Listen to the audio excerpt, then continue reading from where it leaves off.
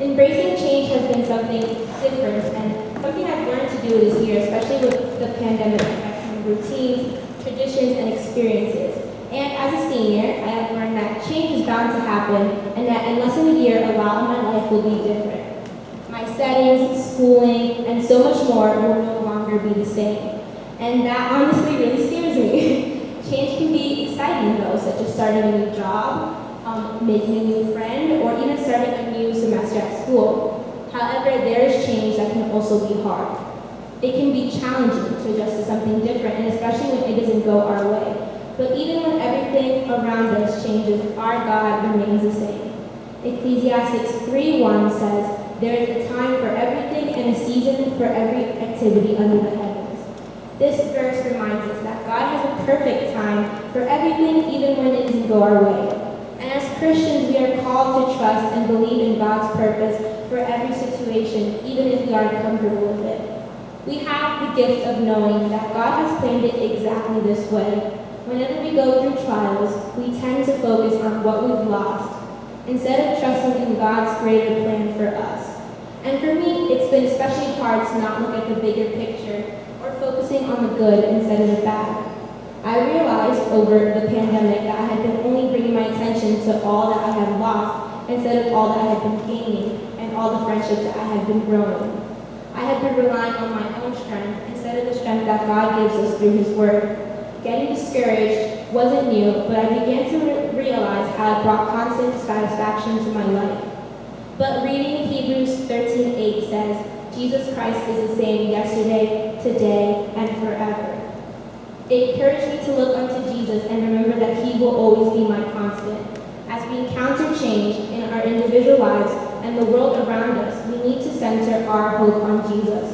We need a firm foundation to stand upon when we experience a loved one passing, or possibly losing a job, or having a bad day at school, or when our world seems to be falling apart. We have Jesus. There's one thing that remains the same, our unchanging God. His steadfast love always remains. When our world seems to be spiraling out of control, remember that our God never changes and neither does His Word. We can always trust that His Word will remain true forever. No matter what anyone may say, no matter what your classmates may say, or anyone around you in this world who denies His Word, it does not waver. Matthew 24:35 says, "Heaven and earth will pass away, but my words will not pass away." His promises are always true. Even when rainy seasons and storms happen in our families, at work, or with our friends, or even with us as a group, even in this world, in the midst of life's uncertainties and change, we must trust in God as our anchor and rock. Just because we trust in Him does not automatically mean that there will ever be change or that it won't be challenging. Things will always be changing in our world and in our lives around us. And some changes will be small and some will be big.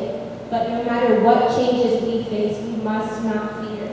We must not despair because our rock and anchor is in our unchanging God, whose character and promises remain fixed forever. I'm so glad to know that we serve a God who stays the same. He's the same yesterday, today, and forever. Thank you.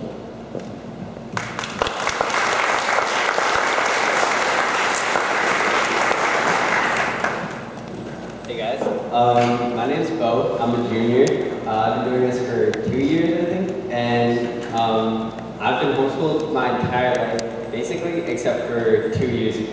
So my parents got divorced like 3 years ago, which is not something that we really expected to happen.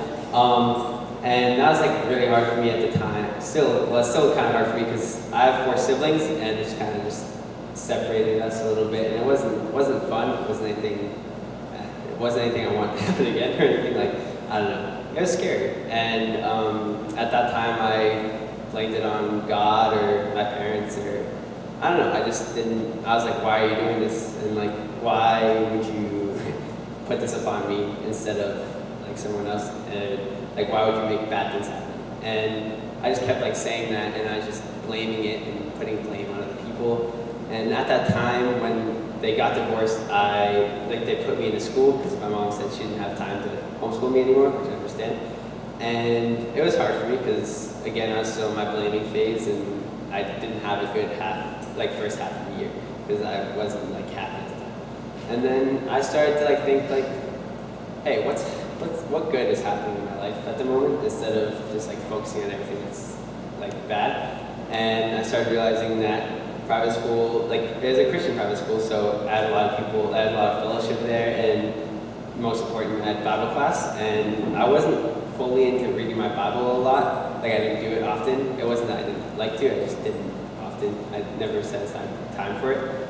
But school helped me like set up a pattern for that and get back into that and talk about it with people, because I never like did that much, because I don't know, I just didn't do that. And after I started realizing that like all that good stuff that's happening, I was like, whoa, this is like, I shouldn't put this on God. I should try to fix it. And there's always something good that happens out of a bad thing, and even if it's something that you don't like, we have to accept that and move on and find joy in what good happened from it. So I have 2 verses. So this is from 2 Peter 2:9. The Lord is not slow in keeping his promise, as some understand slowness. Instead, he is patient with you, not wanting anyone to perish, but everyone to come to repentance. And then also Hebrews 13:8. Jesus Christ is the same yesterday, today, and forever. She said that to you. It's a really important verse, and we should realize that, because it's basically just telling us that God's always there, and he's not going to change on you, and he's not going to give up on you.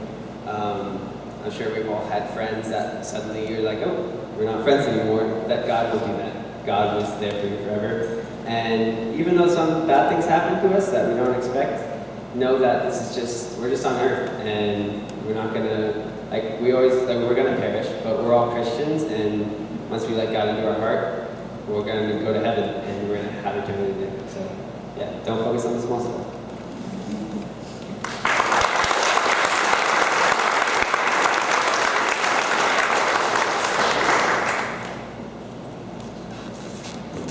In the waiting, in the searching, in the healing and the hurting, like a blessing buried in the broken pieces, there was Jesus.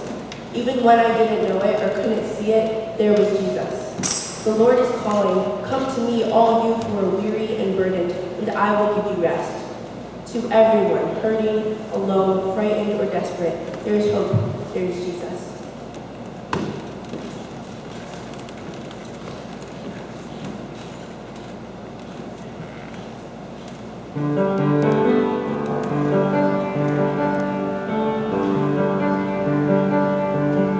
Every time I try to make it on my own,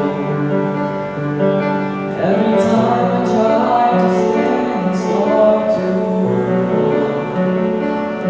all those lonely roads that I have traveled on, there was Jesus.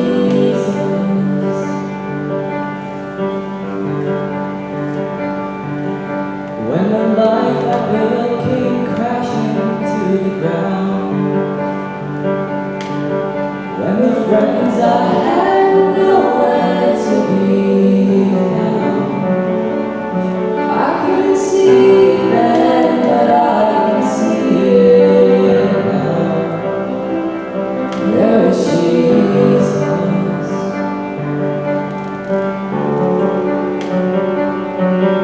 In the waiting, in the searching, in the healing and the learning, like a blessing buried in the broken pieces. Every minute, every moment, where I'm living, where I'm going, even when I didn't know, I couldn't see it. There was Jesus.